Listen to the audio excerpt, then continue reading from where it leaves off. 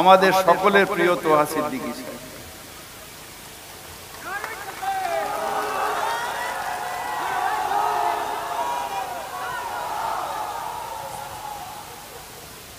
আমাদের এই মঞ্চে বসে আছেন সমস্ত যারা ধর্মগুরুরা রয়েছেন, তাদের প্রণাম জানাই।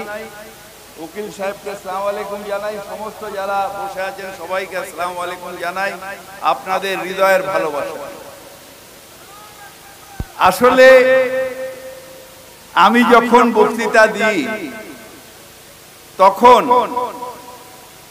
একটা যদি কিছু বলি আপনারা বুঝতে পারবেন, কিন্তু এইখানে 2-4টে টিভি চ্যানেল এমন আছে যারা ওইখান থেকে নিয়ে দিল্লিতে রয়েছেন একজন, তার নাম হতো মিথ্যা মালব্য, অমিত মালব্য। সে আমার একটা কথাকে কিভাবে ঘুরিয়ে সেটাকে কমিউনাল মানে দেবে, সেই জন্য এখন এখানে চলছে। কিন্তু ওইখানে আমার টিভি চালিয়ে বসে আছে, কিন্তু ফিরহাদ হাকিম কি বলবে সেটাকে মিথ্যা ভাবে কিভাবে ঘোরানো। দেখুন পরিষ্কার ভাবে, সব ধর্মকে আমি হৃদয় দিয়ে আমি ইজ্জত, কিন্তু আমার নিজের ধর্মকে আমি 100% মানি।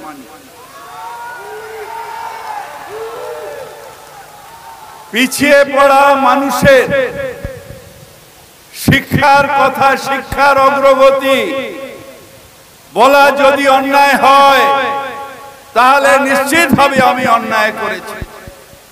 যদি শিক্ষার অগ্রগতি, শিক্ষিত হও বলা যদি অন্যায় হয় তাহলে নিশ্চিতভাবে আমি অন্যায় করেছি।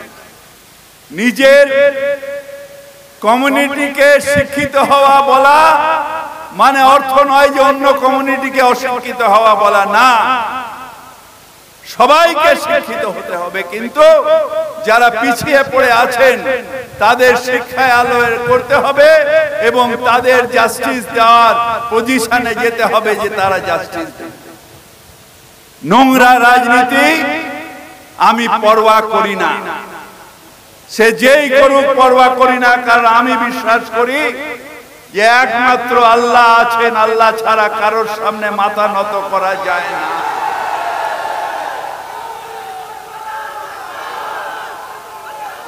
এবং ইনশাআল্লাহ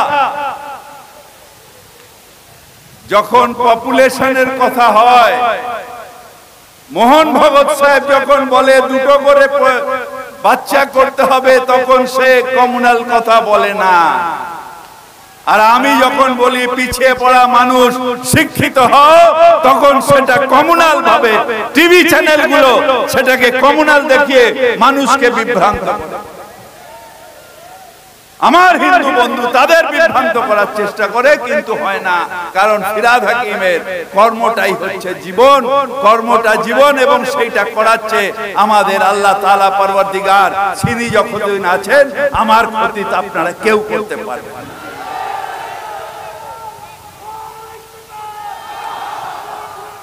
উত্তপ্ত করা হচ্ছে, উত্তপ্ত করা হচ্ছে। প্রথম অপমান যখন বাবরি মসজিদ ভাঙা হলো, আমরা মেনে নিলাম সুপ্রিম কোর্টের রায়, ঠিক আছে। কিন্তু যখন কোন একজন জাস্টিস তিনি যখন বলেন যে মেজরিটি যেটা বলবে সেটাই আইন, কালকে সুপ্রিম কোর্ট তাকে ভর্ৎসনা করেছে, তখন তার যখন একটা হয়ে গেছে, ঠিক আছে আপনি রাম মন্দির করেছেন, আমার কোনো আপত্তি নেই, কিন্তু একটার পর একটা কখনো ওই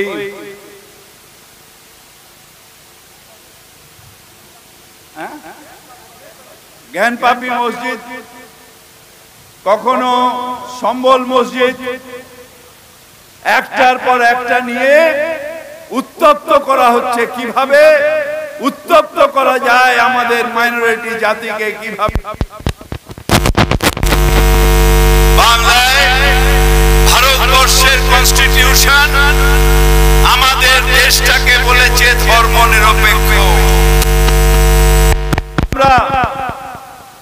নিজেদের ধর্ম আচরণ করেও চিন্তায় এবং আচরণে এবং দেশ সেবায় আমরা সবাই ধর্মনিরপেক্ষ। ধর্মনিরপেক্ষতার যদি হদিশ পেতে হয়, তাহলে যখন ফুরফুরায় যখন নিয়ে চলে, আমাদের ঈশায় সালাত চলে, তখন গিয়ে দেখবেন যে কত আমাদের হিন্দু ভাই বোনেরা তারা ওনার সামনে গিয়ে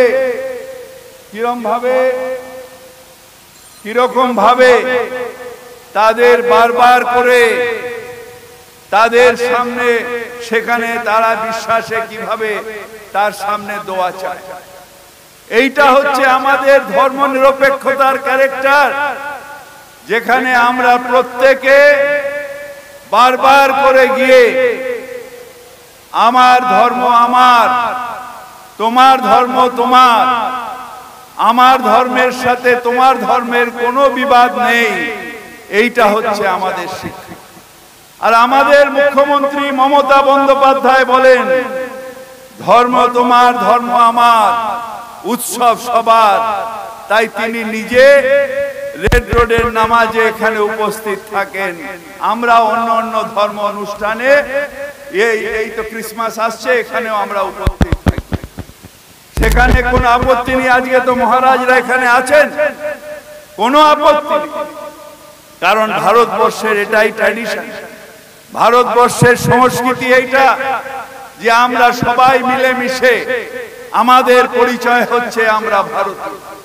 হ্যাঁ, বাংলাদেশে যেটা হচ্ছে সেটার সমর্থন করি না, সেইটার জন্য এখানে মুখ্যমন্ত্রী নিজে স্টেটমেন্ট দিয়েছেন বিধানসভায় যে না, সেটা যেটা হচ্ছে অন্যায় এবং ভারত সরকারকে সেটা দেখা উচিত।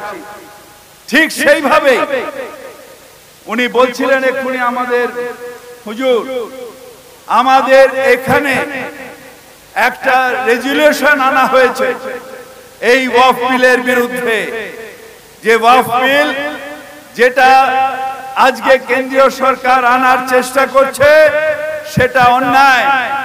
জেপিসিতে তার তীব্র আপত্তি করেছে আমাদের এমপি কল্যাণ বন্দ্যোপাধ্যায়। এখানে মুখ্যমন্ত্রী নিজে বলেছেন যে কোন ধর্মের প্রপার্টিতে হাত দেওয়া এটা অন্যায়। জেনে রাখতে হবে ওয়াকফ বিলটা কি। ওয়াকফ বিল হচ্ছে ওয়াকফ, অর্থাৎ আল্লাহর নামে সম্পত্তি যে কেউ পার্সোনাল সে দান করেছে। সেই দম্পতি আগের হয়তো কিছু যারা বাদশাহ ছিলেন তারা দান করেছেন, যারা জমিদার ছিলেন তারা দান করেছেন। যেরকম কলকাতায় অনেক সম্পত্তি টিপু সুলতানের বংশধর তারা যা দান করেছেন, এরকম আরো অনেক পরিবার তারা নিজেদের সম্পত্তি মসজিদ করে দান করেছেন, যে এই সম্পত্তি দিয়ে এই মসজিদের দেখাশোনা হবে, মা মাদ্রাসার দেখাশোনা হবে। এখন হঠাৎ সেই সম্পত্তিগুলো হাতড়াবে না, তার কারণ নিশ্চিতভাবে অনেক ট্রাস্ট আছে। সেই ট্রাস্টে, যেটা মুখ্যমন্ত্রী বলেছেন যে সেই ট্রাস্টে, যে সাউথে একটা মন্দির আছে সব থেকে সেই ট্রাস্টের টাকা বেশি, সেটারও কোনো আপত্তি নেই, সেই ট্রাস্ট সেই মন্দির চালাচ্ছে। আর এইটা একটা গভর্নমেন্ট অ্যাপয়েন্টেড বডি, যেটা এই সম্প্রদায়ের মানুষ তারা সেই বডির মধ্যে আছে, তারা দেখাশোনা করছে, সেটাকে বলা হয় ওয়াকফ বোর্ড। সেই বোর্ডের আন্ডারে আমিও একটা ওয়াকফ স্টেটের মতোয়াল্লি।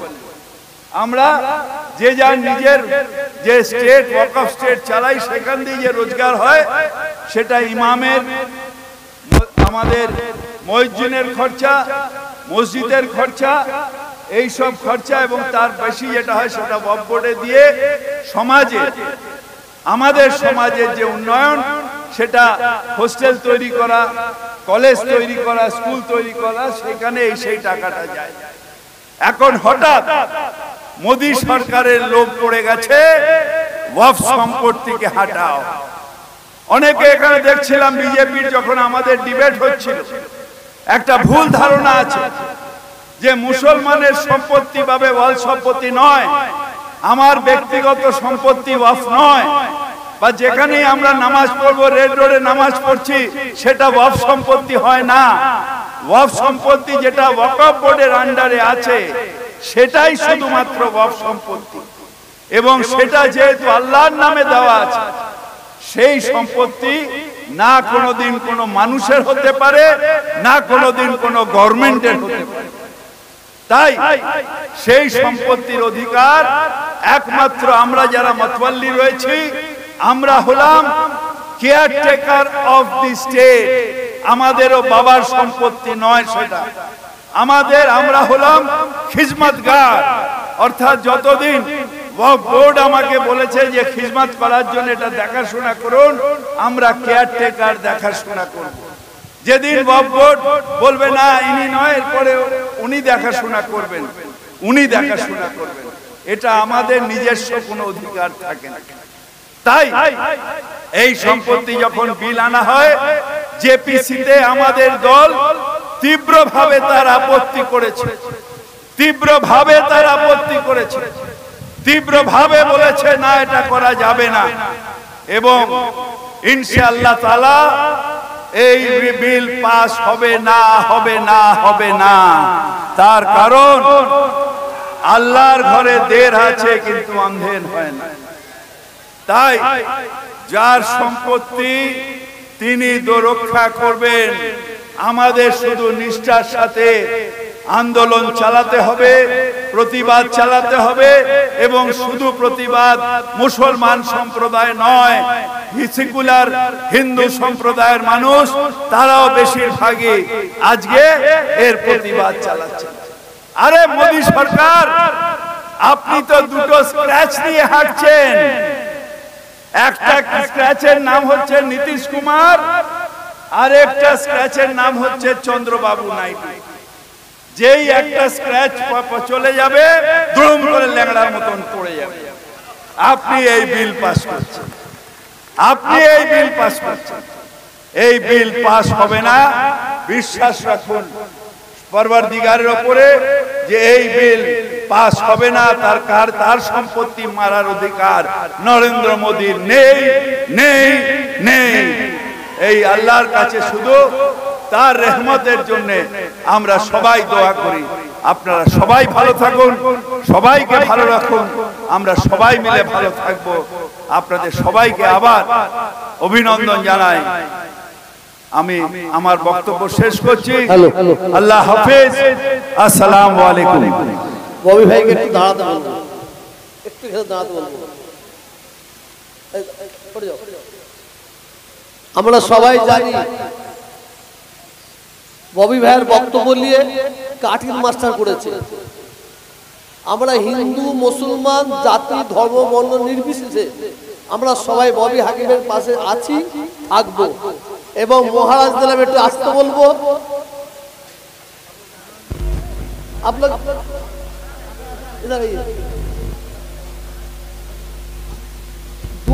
আশীর্বাদ দিচ্ছে, সবাই সব মিলকে আশীর্বাদ দিচ্ছে। হ্যাঁ, নারা তাকবীর, নারা তাকবীর, নারা তাকবীর, নারা তাকবীর। তোমরা যত খেলাই খেলো, আমরা এক জায়গায় ছিলাম, আছি, থাকবো। তোমরা যত খেলাই খেলো, আমরা এক জায়গায় ছিলাম, আছি, থাকবো।